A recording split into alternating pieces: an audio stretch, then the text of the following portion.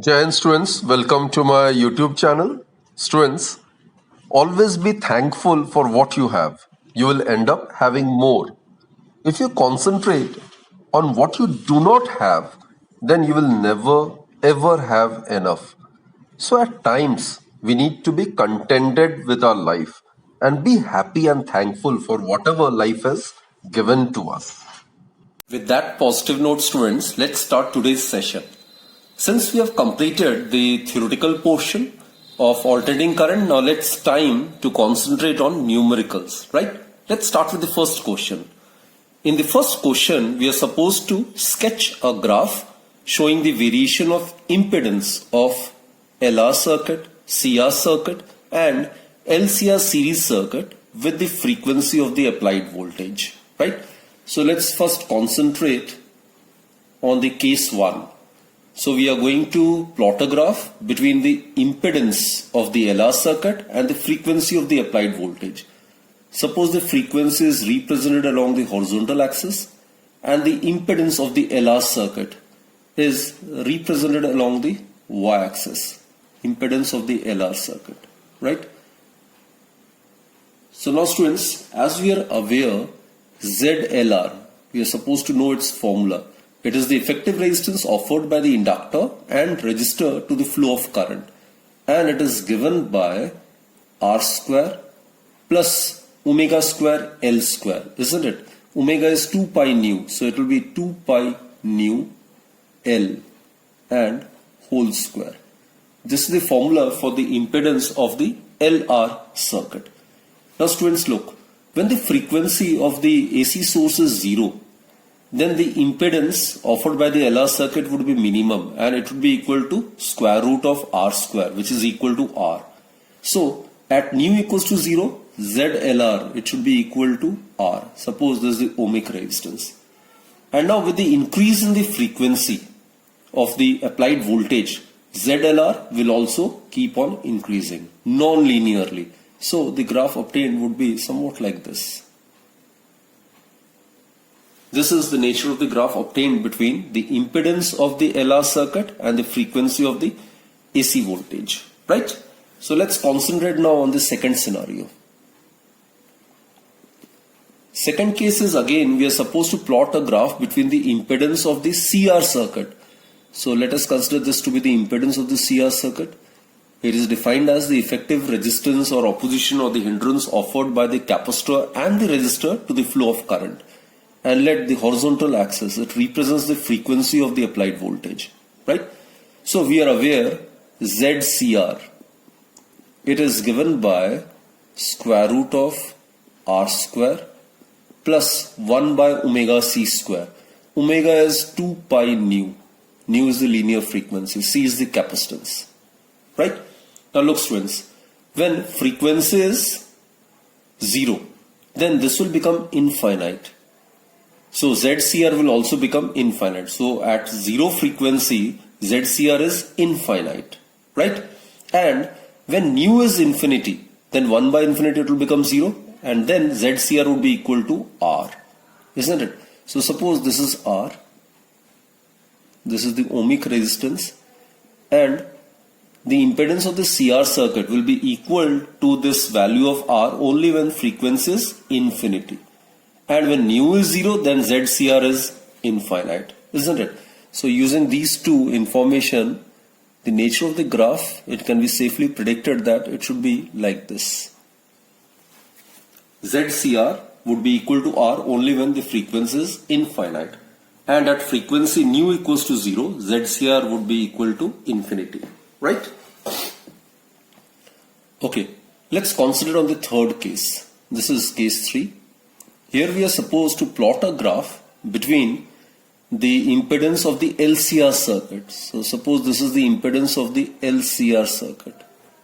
And as we have discussed earlier, let the horizontal axis represent the frequency of the AC voltage, right?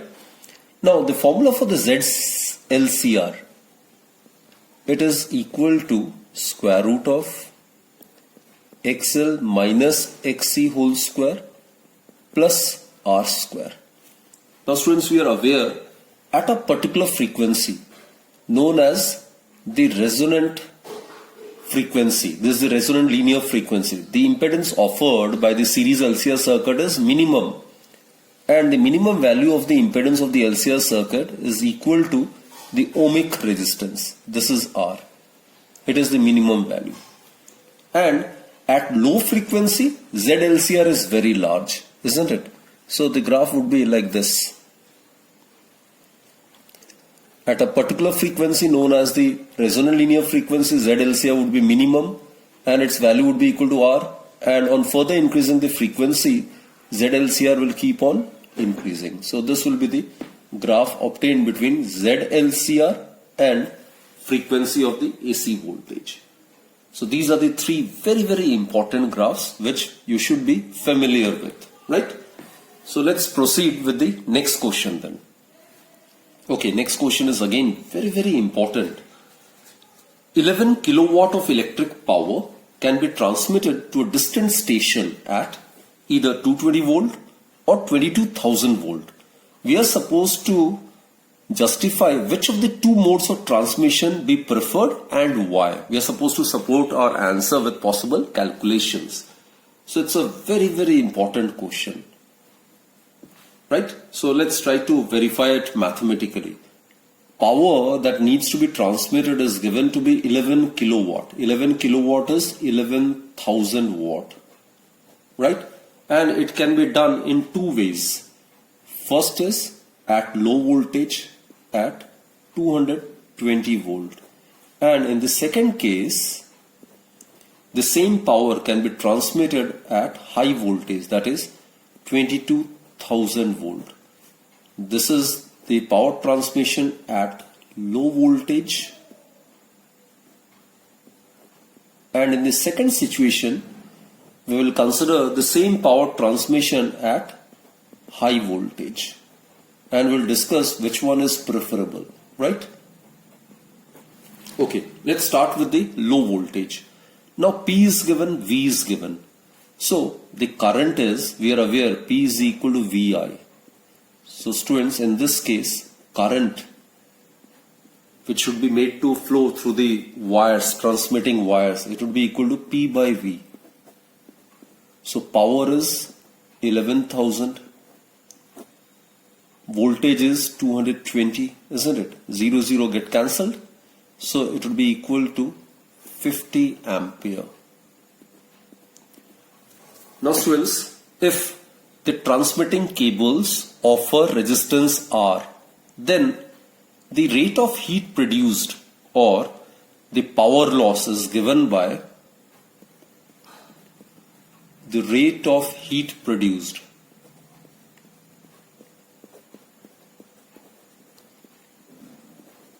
or the power loss. In case the 11,000 watt is transmitted at 220 volt, that is low voltage, then the power loss or the rate of heat produced is given by I square R, isn't it? This is the formula. So it would be equal to 50 square into R, that is 2500 multiplied by R. R is the resistance offered by the transmitting cables, right? And it is watt or joule per second. So 2500 multiplied by R, this much amount of energy will be dissipated in the form of heat per second. So in case the power is transmitted at low voltage, then there will be a huge energy loss, which obviously is not at all preferable, right? Now let's try to consider the other scenario. Let us consider the power to be transmitted at high voltage. Now let's try to evaluate its value, the power loss. Again, power we are aware, it's VI. So implies that current, it would be obviously P by V. Here the power to be transmitted is same, that is 11,000 watt. But here the same power is transmitted at high voltage, that is, in this case the voltage is 22,000 volt. So current, it is found to be 11 by 22, half, that is 0.5 ampere. Therefore students, in this case, that is when the electric power is transmitted at high voltage, then the rate of heat produced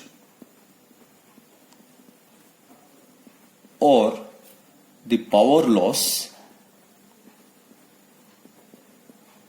is given by, again, I square R. So it would be equal to, I is given to be 0.5, right? 0.5 square multiplied by R. R is the same resistance, which is the resistance offered by the transmitting cables. R is the resistance offered by the conducting cables used to transmit the electric power, right? So R would be same in both the cases. So here what we get is 0.5 square. That will give us 0.25 R joule per second. So the same power when transmitted at high voltage, here the energy loss per second is found to be only 0.25 multiplied by R joule per second. So it is clearly proved that in case the power is transmitted at high voltage, then the power loss or the rate of heat produced is greatly minimized, isn't it? So obviously this situation is preferable. So always remember, students, it's a very, very important concept. Always remember, the electrical energy is always transmitted to distant places, always at high voltage. Do remember it. Also, students, if the transmission of electric energy is done at 220 volt, then as discussed above, to transmit electric power of 11,000 watt, the current carrying capacity of the line wires has to be 50 ampere.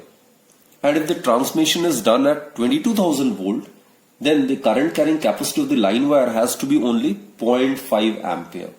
Therefore, if the transmission is done at low voltage, then thick wires has to be used so as to transmit this large value of current.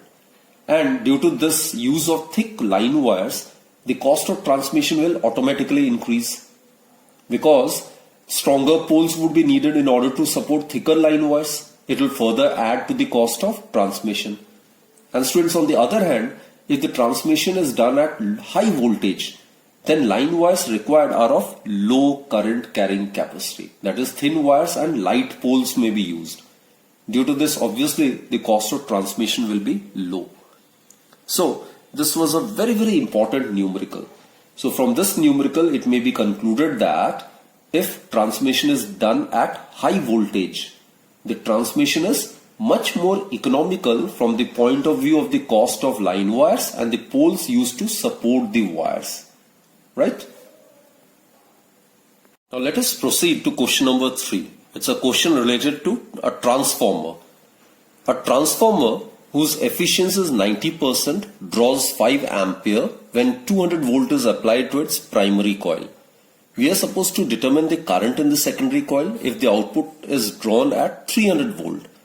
The number of turns in the primary coil being 500, we are also supposed to find the number of turns in the secondary coil, right?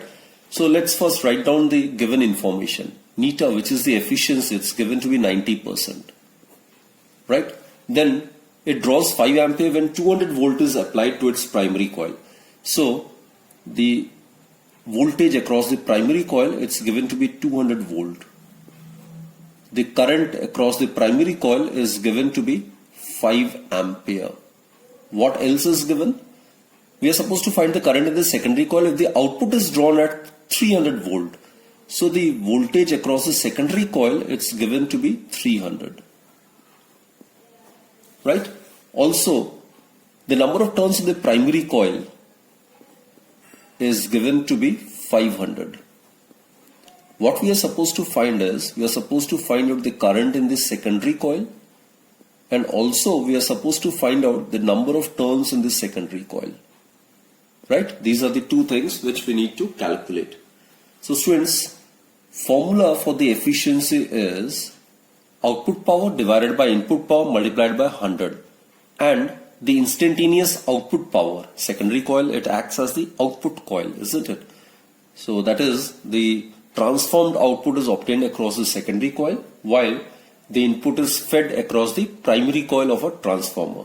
So the efficiency is output power, that is ES into IS divided by input power, that is EP into IP multiplied by 100. So from this, first we need to find out IS. That is, IS, it would be equal to niter divided by 100. We need to find out IS. So it will be niter divided by 100 EP into IP divided by ES. So let's substitute these values, which implies that the current in the secondary coil is equal to niter. It's given to be 90%. So 90 by 100 multiplied by EP, the voltage across the primary, that's 200. IP, that's given to be 5, divided by ES, and that's given to be 300. So let's solve it. This get cancelled, this get cancelled. So the current in the secondary coil is found to be 3 ampere, right? Now let's find out the number of turns in the secondary coil. For that, students, we are aware that we know that ES, that is the voltage across the secondary coil divided by voltage across the primary coil, they are proportional to the number of turns in the respective coils. That is, it would be equal to NS by NP, which implies that NS, it would be equal to ES divided by EP multiplied by NP, right? ES, it's given to be 300, EP, it's given to be 200, and number of turns in the primary coil, that's given to be 500. So we can easily solve it. So it will be equal to 15 by 2 multiplied by 100, isn't it? So that will give you 750 turns.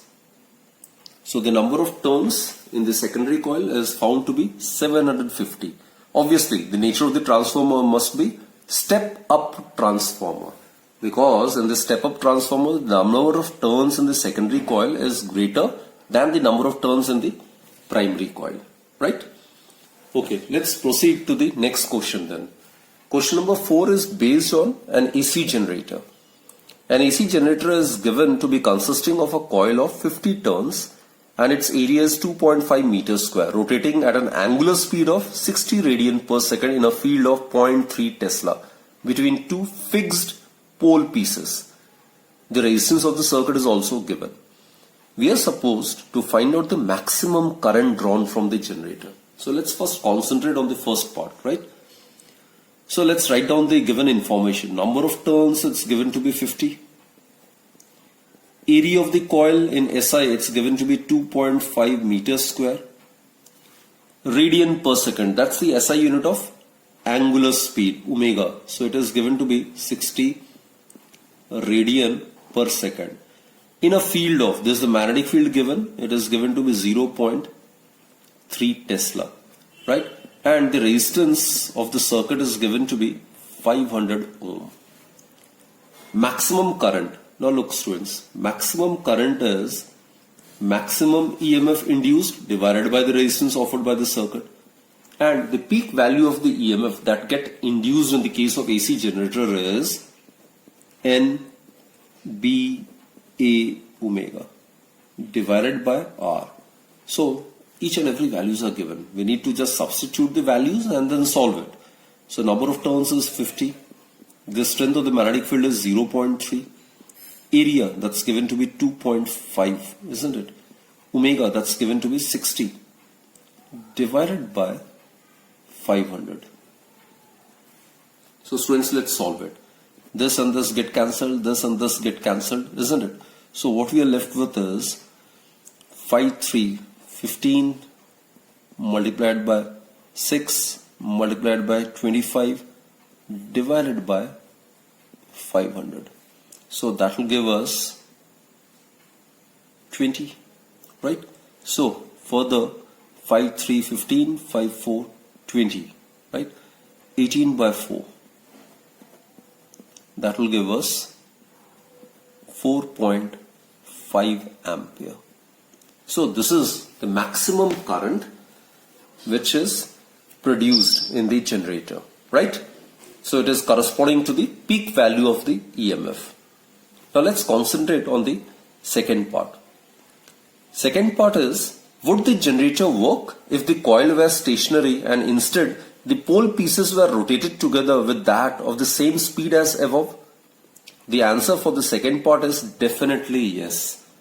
Because induced EMF get produced whenever there's a relative motion between the source of the magnetic field and the coil.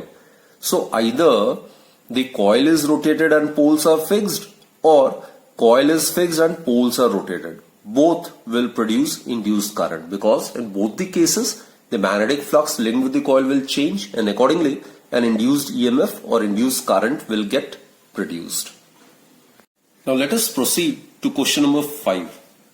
A rectangular coil of dimensions 0.1 into 0.5 meter consisting of 2000 turns rotates about an axis parallel to its long side, making 2100 revolutions per minute in a field of 0.1 Tesla.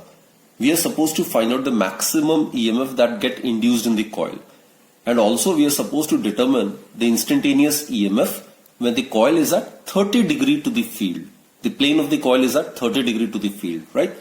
So let's first write down the given information. Area of the coil under consideration, that is given to be 0.1 meter multiplied by 0.5 meter. So definitely the area of the coil, it will be equal to 0.05 meters square, right? This is the area of the coil which is given. Second is the number of turns. It's given to be 2000. Then 2100 revolutions per minute. RPM. This is the unit of frequency, linear frequency.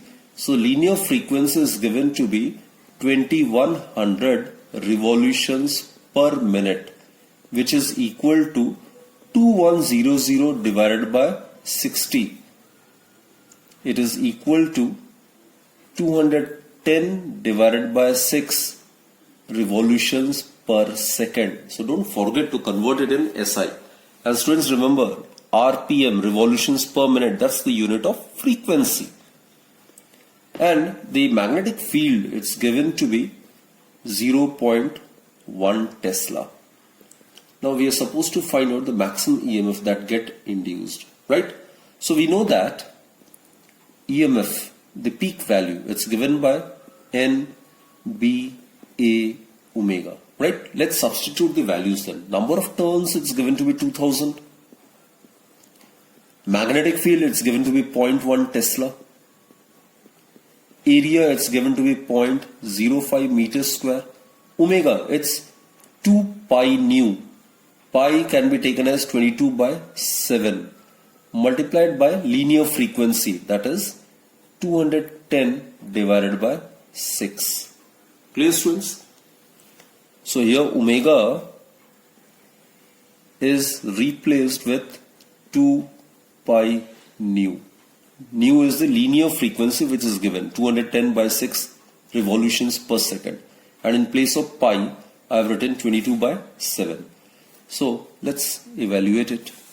What we get is this decimal and these 3 zeros will get cancelled. So we'll be left with 5 multiplied by 2, 10. Right? So into 2 into 22 into 7, 3 are 21. Right? So we'll be getting 30 by 6. Right? 2, 3, 6 and 3 will be left with 10. So what we get is 22 into 100. So that will give us 2200 volt. So this is the maximum EMF that get induced in the coil. Right? This is the answer of the first part. Now students, second part is find the instantaneous EMF when the coil is at 30 degree to the field. Now this is the diagram. This is suppose the vertical and this is the coil under consideration. This is suppose A and let us consider this to be D. and this is the magnetic field. This is the magnetic field. So this angle is given to be 30 degree, right? The angle which the plane of the coil makes with the direction of the magnetic field is 30 degree. So this is the normal to the plane of the coil. So what is this angle? This angle is the effective angle between the area vector and the magnetic field. It is theta, which is omega t, and it is equal to 60 degree. So theta over here would be 90 minus 30, that is 60 degree. It's a very, very important step. In the formula, E is equal to E naught sine omega t or sine theta. This omega t, students, it is equal to this theta, and theta is the angle which the normal, this is the normal, which the normal to the plane of the coil makes with the direction of magnetic field. And here 30 degree is the angle which the magnetic field makes with the plane of the coil.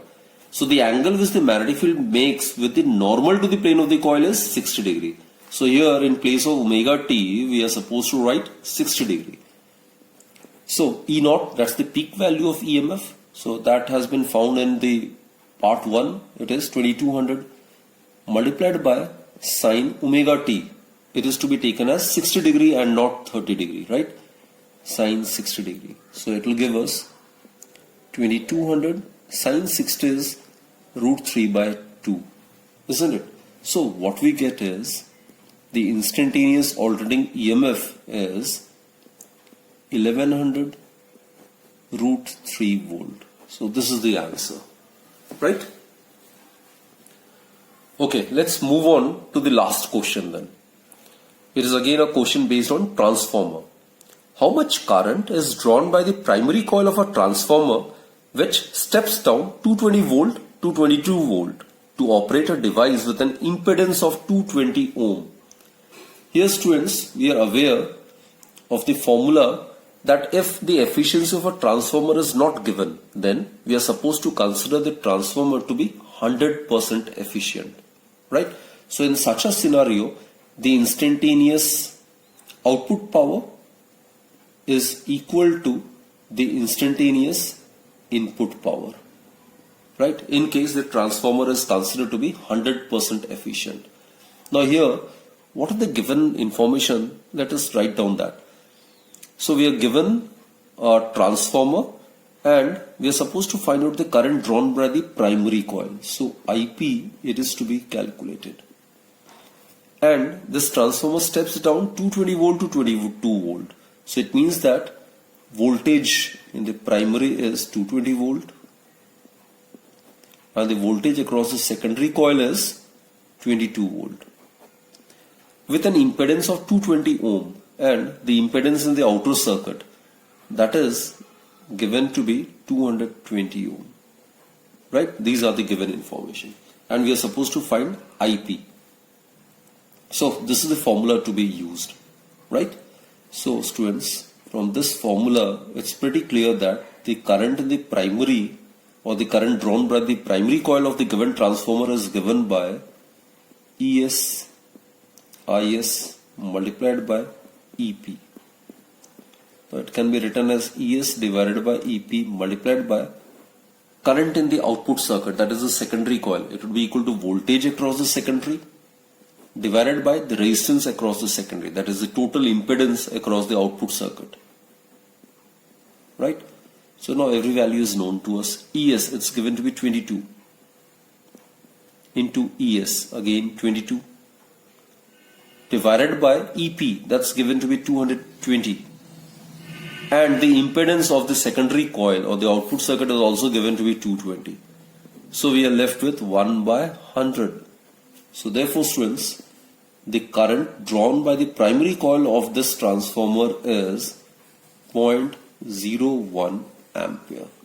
So this is the answer. So students, I hope you have understood all the 6 numericals which we have discussed in this particular session, right? So that's it for this particular session. Do take very good care of yourself and keep practicing as many numericals as possible, right? So with that note, let's end this session and thank you for watching my video. Keep watching my video.